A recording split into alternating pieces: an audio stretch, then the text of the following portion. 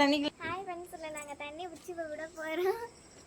நாங்க தண்ணி போச்சு இங்க பாருங்க. அக்கா ஏவோ பேச்சு தண்ணி போச்சு தானே.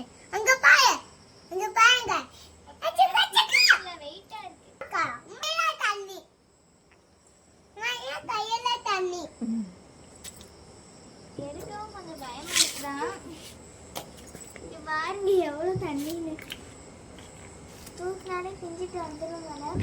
இருங்க, நான் விட்டுட்டு ஓடி வந்துடுறேன். ஜஸ்னிகா பின்னாடி பொண்ணுக்கோ அண்ணனுக்கோ.